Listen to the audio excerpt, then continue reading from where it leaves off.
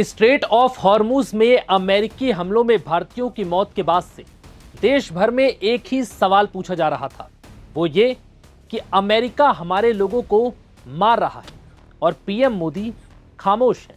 भाई क्यों? जब जंग ईरान से है तो निशाने पर भारतीय क्यों हैं? यह मामला उस वक्त और गंभीर हो गया जब भारतीय विदेश मंत्री ने अमेरिकी विदेश मंत्री से इस हमले को लेकर सख्त सवाल किया तो वो उल्टा भारत को ही तेवर दिखाने लगे और हॉर्मुज में नियमों का उल्लंघन बर्दाश्त न करने की हिदायत दे डाली। हालांकि अब हालात बदल चुके हैं, हॉर्मुज खुल चुका है, लेकिन यह सवाल अब भी कई लोगों के जहन में है कि प्रधानमंत्री की खामोशी देश की बेइज्जती से कम नहीं है, जिस पर प्रधानमंत्री मोदी कुछ बोल ही नहीं पा रहे थे। तमाम सवालों की बौछार के बाद आखिरकार वो घड़ी आ गई जब 16 महीने बाद प्रधानमंत्री मोदी और अमेरिकी राष्ट्रपति ट्रंप की मुलाकात हुई। इंतजार सिर्फ उस सवाल का था जो प्रधानमंत्री मोदी को सीधे तौर से ट्रंप से करना था। शुरुआती तौर पर यह मुलाकात काफी गर्मजोशी और उत्साह वाली रही। दोनों नेताओं ने पहले तो एक दूसरे से हाथ मिलाया और फिर शुरुआत हुई उन मुद्दों की जो मंच से उठाने थे। मौका था फ्रांस के एवियन शहर में आयोजित G7 समिट का, जब प्रधानमंत्री नरेंद्र मोदी ने पहले ही दिन हॉर्मुज में भारतीय नाविकों की हत्या का मुद्दा उठाया।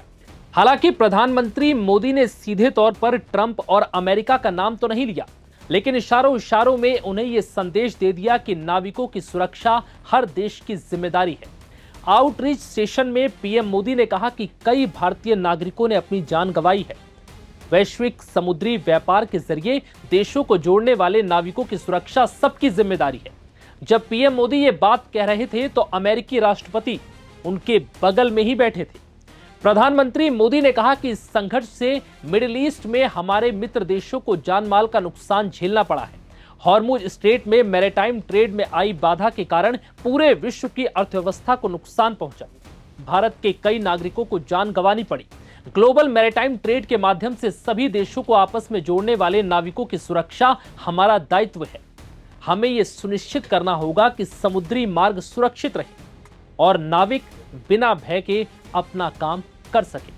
प्रधानमंत्री मोदी ने कहा कि आज का विश्व पहले से कहीं ज्यादा आपस में जुड़ा हुआ है और एक दूसरे पर निर्भर है। किसी भी देश की ऊर्जा सुरक्षा, खाद्य सुरक्षा, स्वास्थ्य सुरक्षा, साइबर सुरक्षा और आर्थिक समृद्धि केवल उसी सीमाओं के भीतर तय नहीं होती।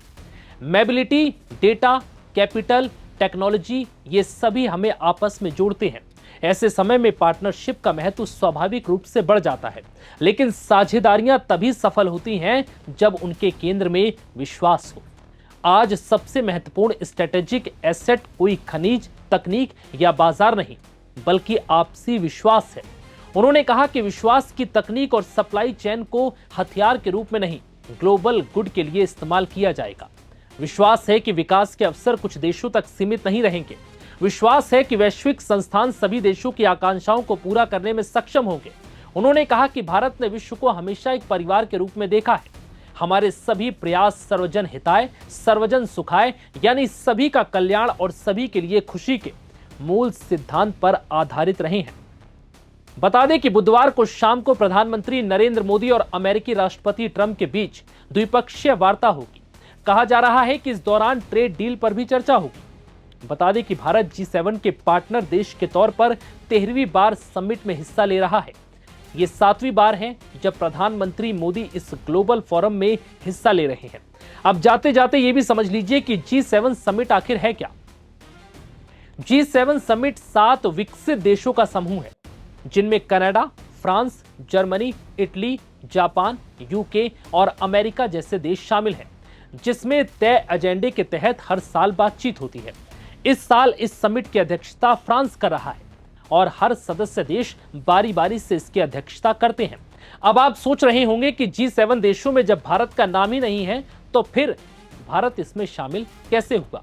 तो आपको बता दें कि भारत G7 का स्थायी सदस्य नहीं है। भारत को इसमें अतिथि देश यानी कि गेस्ट नेशन के तौर पर शामिल किया जाता है।